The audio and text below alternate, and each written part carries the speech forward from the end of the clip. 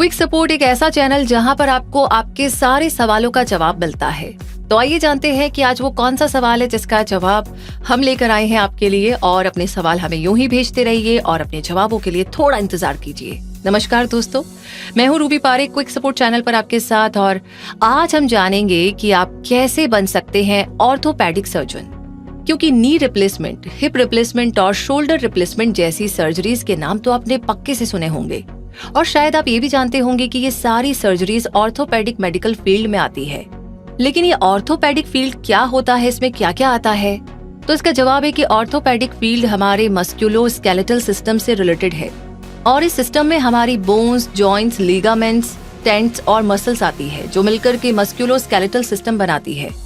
और जब कभी हमारी बोन्स, जॉइंट्स या मसल्स में पेन होता है तो हम एक ऑर्थोपेडिक डॉक्टर के पास ही कंसल्ट करने जाते हैं। एक ऑर्थोपेडिक डॉक्टर या सर्जन इस फील्ड के एक्सपर्ट होते हैं। उन्हें ऑर्थोपेडिस्ट भी कहा जाता है।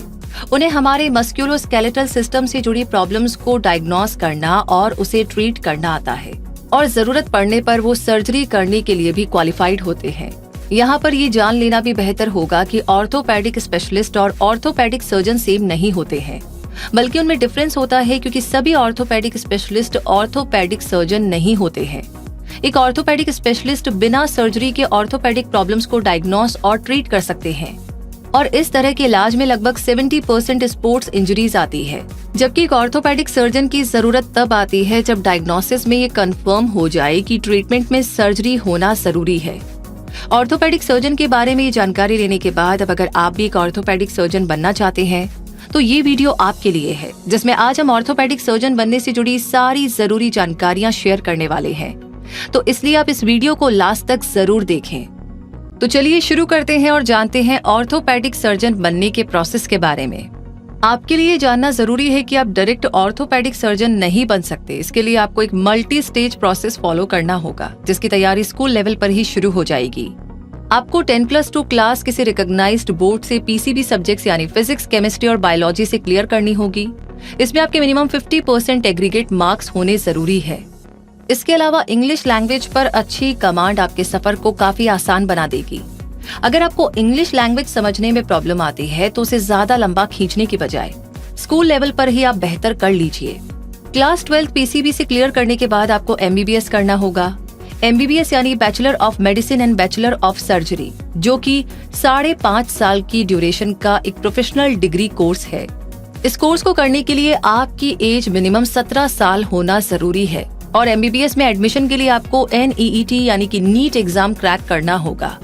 नीट यूजी यानी national eligibility cum entrance test popular national level MBBS entrance exam है, जिसका स्कोर सभी government private medical colleges, universities और डीम्ड यूनिवर्सिटीज कंसीडर करती हैं। लेकिन एम्स यानी कि All India institute of Medical Science और JIPMER यानी कि Jawaharlal institute of post graduate medical education and Research MBBS admissions के लिए इस एग्जाम को कंसीडर नहीं करते हैं। और इन इंस्टीट्यूट्स में एडमिशन के लिए अलग से एंट्रेंस एग्जाम कंडक्ट किया जाता है। एमबीबीएस के लिए इंडिया के कुछ बेहतरीन कॉलेजेस की बात करें तो all India institute of medical sciences Delhi, Christian medical college Vellore, Jawaharlal institute of post graduate medical education and research यानी कि JIPMER पौंडीचेरी, बनारस हिंदू यूनिवर्सिटी वाराणसी और पारुल यूनिवर्सिटी वडोदरा। एमबीबीएस की टोटल फीस 2 लाख रुपए भी हो सकती है, तो कुछ प्राइवेट कॉलेजेस में ये फीस 15 लाख पर एनम भी हो सकती है।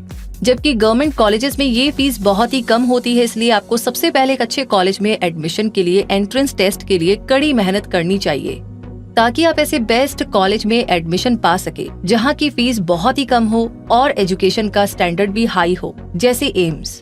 एमबीबीएस की स्टडी के लिए अब्रॉड में भी बहुत सारे अच्छे ऑप्शंस अवेलेबल होते हैं और आप USA, UK, Australia, New Zealand, Canada, Germany जैसी कंट्रीज से ये कोर्स कर सकते हैं। एमबीबीएस अब्रॉड की एवरेज कॉस्ट 15 से 60 लाख पर एनम तक हो सकती है।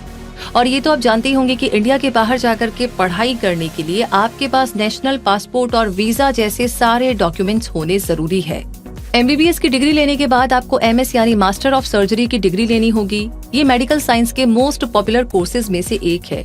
और ऑर्थोपेडिक सर्जन बनने के लिए आप MS ऑर्थोपेडिक्स में एडमिशन लेंगे। ये 3 साल का पोस्ट ग्रेजुएट कोर्स प्रोग्राम है, जिसे आप एमबीबीएस डिग्री कंप्लीट करने के बाद ही कर सकते हैं। इसके लिए एमबीबीएस डिग्री कोर्स में आपके मिनिमम 55% मार्क्स होने जरूरी है। ऐसे स्टूडेंट्स जिन्होंने सेम सब्जेक्ट में किसी रिकॉग्नाइज्ड इंस्टीट्यूट से 2 साल का post graduate diploma course complete कर रखा हो, वो 2 साल में एमएस प्रोग्राम कंप्लीट कर सकते हैं।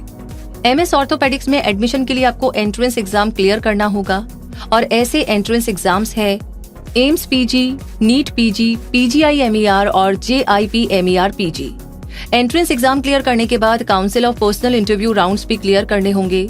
एंट्रेंस एग्जाम में अच्छी रैंक लाने वाले कैंडिडेट्स को अच्छे कॉलेज में एडमिशन मिल जाएगा, जो उनके लिए इस फील्ड में स्कोप को भी काफी बढ़ा देगा। और अब आपको इंडिया के ऐसे बेहतरीन कॉलेजेस के नाम भी बता देते हैं जहां से आप एमएस डिग्री ले सकते हैं।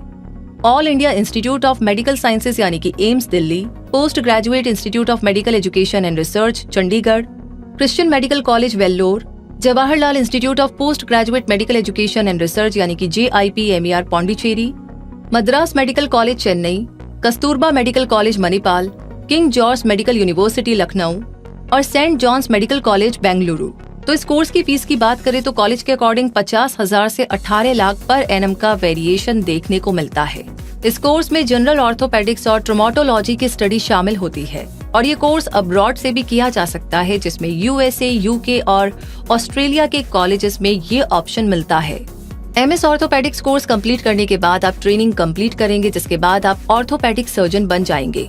अगर एमएस ऑर्थोपेडिक्स कंप्लीट करने के बाद आप आगे पढ़ाई करना चाहे तो DNB यानी diploma of the national board of medical exam in orthopaedics course कर सकते हैं, या post graduate diploma in orthopaedics या PhD इन ऑर्थोपेडिक्स भी कर सकते हैं। एमएस ऑर्थोपेडिक्स कोर्स की वैल्यू इंडिया में बहुत है और अब्रॉड में भी। इस कोर्स को कंप्लीट करने के बाद स्टूडेंट्स को हाई सैलरी पर हॉस्पिटल्स और क्लिनिक में बहुत सारे जॉब ऑप्शंस मिल जाते हैं, जिनमें से आप ऑर्थोपेडिक सर्जन के तौर पर तो अपने करियर की शुरुआत कर ही सकते हैं, जो आपका गोल भी था। लेकिन इसके अलावा आपको कुछ और भी ऑप्शंस मिलेंगे, जैसे critical care, medical consultant, clinical associate, orthopaedic professor जैसे जॉब ऑप्शंस।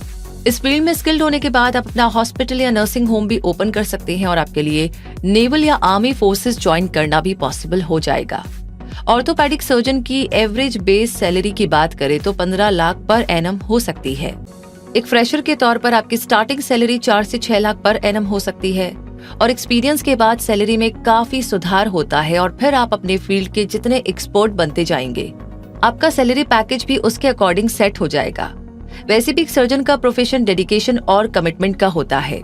हर पेशेंट को जल्द से जल्द रिलीफ दिलाना उनका फर्स्ट एम होता है और सर्जन और डॉक्टर इस एम को हर प्रॉफिट से पहले याद रखते हैं।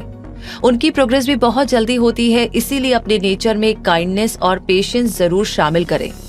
तो दोस्तों, इस तरीके से स्कूल लेवल से तैयारी शुरू करके सही सब्जेक्ट्स कॉम्बिनेशन चूज करके हाई स्कोर लाते हुए एंट्रेंस टेस्ट को क्लियर करें। बेस्ट कॉलेजेस से पढ़ाई करते हुए आप पहुंच ही जाएंगे अपने टारगेट तक, जो है अपने आप को ऑर्थोपेडिक सर्जन के तौर पर देखना। वैसे माना कि सफर में काफी कड़ी मेहनत आपको करनी होगी, लेकिन जिन्हें अपना मनचाहा मुकाम चाहिए होता है वो कहाँ मेहनत से घबराते हैं। इसीलिए सही डायरेक्शन में मेहनत करते जाइए और अपनी मंजिल तक पहुंचकर एक बहुत अच्छे सर्जन के तौर पर अपनी पहचान बनाइए।